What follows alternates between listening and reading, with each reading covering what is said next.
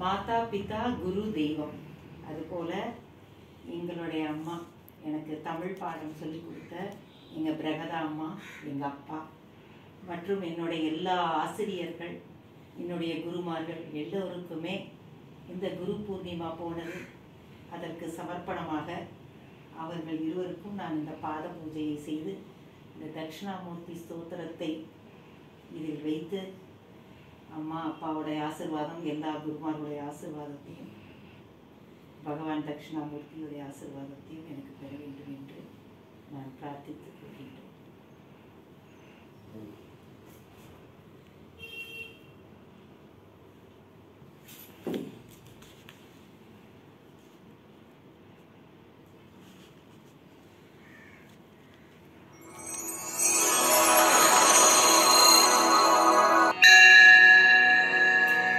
विश्वं दर्पण दृश्यमाननगरी तुल्यं निजान्तर्गतम् पश्यन्नात्मनि मायया बहिरिवोद्भूतं यथा निद्रया यः साक्षात् कुरुते प्रबोधसमये स्वात्मानमेवाद्वयम् तस्मै श्रीगुरुमूर्तये नमः इदं श्रीदक्षिणामूर्तये तस्मै श्रीगुरुमूर्तये नमः इदं श्रीदक्षिणामूर्तये बीजस्यान्तरिवाङ्कुरो जगदिदं प्राङ्निर्विकल्पं पुनः मायाकल्पितदेशकालकलना वैचित्र्यचित्रीकृतम् मायावीव विजृम्भयत्यपि महायोगी वयस्वेच्छया तस्मै श्रीगुरुमूर्तये नमः इदं श्रीदक्षिणामूर्तये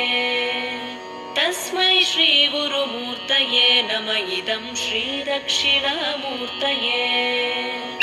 यस्यैव स्फुरणं सदात्मकमसत्कल्पार्थकं भासते साक्षात् तत्त्वमसीति वेदवचसा यो बोधयत्याश्रितान् यत् साक्षात्करणात् भवेन्न पुनरावृत्तिर्भवाम्भोनिधौ तस्मै श्रीगुरुमूर्तये नमः इदं श्रीदक्षिणामूर्तये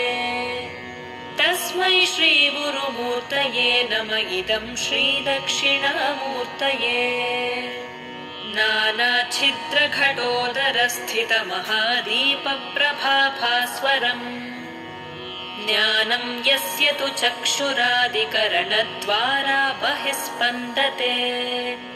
जानामीति तमेव भान्तमनुभात्येतत् समस्तं जगत् तस्मै श्रीगुरुमूर्तये नमः इदं श्रीदक्षिणामूर्तये तस्मै श्रीगुरुमूर्तये नमः इदं श्रीदक्षिणामूर्तये देहं प्राणमपीन्द्रियाण्यपि चलां बुद्धिं च शून्यं विदुः स्त्रीबालान्धजडोपमास्त्वहमिति भ्रान्ता भृशं वादिनः मायाशक्तिविलासकल्पितमहाव्यामोहसंहारिणे तस्मै श्रीगुरुमूर्तये नमः इदं श्रीदक्षिणामूर्तये